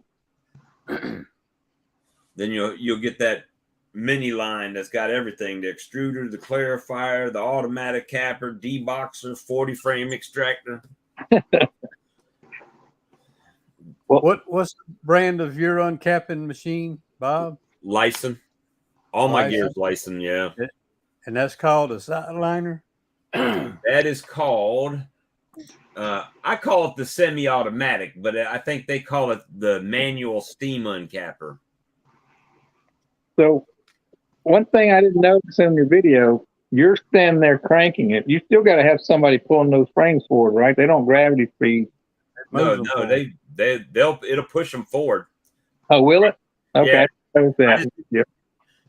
They were just grabbing them out. Mr. Sam was grabbing them. He didn't have to. If I would have kept running them through, they'd have kept pushing down. Okay. Mm-hmm. Yeah, A A friend of mine's got a machine that looked a lot like yours, Bob, but the top part is electrical also. You set that frame in it, and it's got a Lyson has one of those too for about $2,000 more than mine. yeah. It slowly moves it down, and then it uncaps it, and then it slides them all forward. And the tank he's got to probably hold maybe 40 frames. That's exactly what I got. Well, it'll hold 30 frames without, 30 frames that come off the uncapper. Yeah. Actually, I think Randy did a video about 2 or 3 years ago. Their rooster. Mm-hmm. He did some uncapping there in that man's honey house using that machine. It's nice. It's the one that I have is $3,500, and then it cost me $500 and $554 to ship it. So it cost me $4,000 and some change to get it here. For $2,000 more, you can get the one that automatically feeds them. Where all I had to do then is, unload 3 boxes and then and you would never have to stop not never, but if you had someone on the other end when it got full, putting them in the extractor as they got to the end, you could just keep loading them until you had the extractor full. Yeah. So right now I've got 2 uncapping tanks, and I got 2 uncappers, and the one that I just got, I like it. I just got to adjust it correctly, calibrate it as they called it. But it moves smooth. We were just doing it slow on the video, to kind of show how things were working on it. But I think there's actually 2 frames at least are in the system, maybe 3, because I think by the time the bottom one is getting in the blade, there's one in top of it, and then another one's trying to come in right behind it. So you usually got like three frames in the machine at one time if you had it set up that way. But yeah, it's pretty nice. For me, the Lyson is a nice blend of features to price, and quality. The quality is pretty good. It's not Chinese made, and it's not, the more expensive US stuff, but yeah, they've got another version that's the same thing, only it's got motor on both ends. That's probably what he's got. And it's let me see, I'm looking at them right now. So the one I got is $34.95 and 65 cents. I don't know how they came up with that number, but the other one is, where's it at? There it is, $59.96 plus shipping. So $6,000 as compared to 35. So $2,500 more. And then they got another one that's got the extruder. It's that same uncapper, but it's on a wax extruder. That's $12,700. Now, when I get to the point that I'm paying $12,000 for an uncapper and extruder, I'm probably just going to buy the whole line. But I don't know that I'll ever be big enough to need that, unless I find some land I can put some bees on that's surrounded by fields and fields of something. Yeah. So that's a lot of work. I don't know that I ever want to be that big. Well, when you get to that big, you probably could have a few people to help you do it, I had people help me do it, and it cost me a hamburger, and some drinks, but it's awesome to have those kind of friends. It is. It's nice. They just enjoy beekeeping and hanging out, and we put in some sweat equity. But even the Lyson extractors.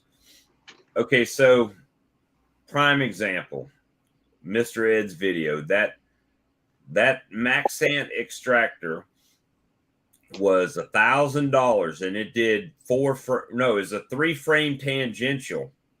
Yeah.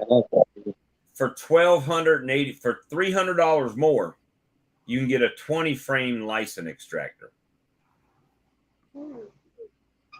So, I mean, the price for me, the price is right. Now, I got the 30 frame, and it cost right now it's $19.75 for 30 frames. But if you're looking at dollar per frame for a 3 frame tangential that you got to flip the frame for $1,000, and for $2,000 I can get a 30 frame radial. And It fits through the door. it fit through my door when I took the door frame out. Oh, Yeah. Well, hey, but I will say this: LaGrange has that same extractor, and he fitted through his apartment door to get it in there. Really? Yeah, the drainage on the license is pretty good. Do I tip it up? I do tip it up. But I wouldn't have to. It doesn't. I don't think there's an extractor out there that everything really runs all down to the gate, but it does really well. And if I take like a spatula or something, I could scrape it around. But usually what I do is when I get done is I got a block. I'll just pop the block under it like a 2x4. Actually, it's like two 2x4s screwed together. And I just set it up on the block and lean it forward. And then I go do whatever and come back later and just open the gate valve up and let the rest run out. It works perfect. And it was nice and smooth and quiet and no problems. But for the price, you're not getting a 30 frame max amp for no $2,000. Not even close. Or a data amp. Or matter of fact, I think Lee's data amp's $2,500 now for 20 frames or something like that. Oh. You know, Blaine, people say that it says 24 deeps, but I'm gonna tell you firsthand experience that I've run 30 frames in it with a mix of mediums and deeps, and I haven't really run 30 straight deeps in there. And if I go out there with deep frames and put them in, I saw a video. I think it's is it Kunzer Farms or something like that. He said he has no problem running 30 deeps in his at one time. I think it's called Kunzer Farms. Let me see. License 30 frame extractor. And 2 years ago, Herding Bees did one. Where is it at? Okay, Minnesota Mike's got the 20 framer. I thought it was Kunzer Farms, to be honest with you, that had it, but I might be wrong. But now there seems to be a lot of videos on it.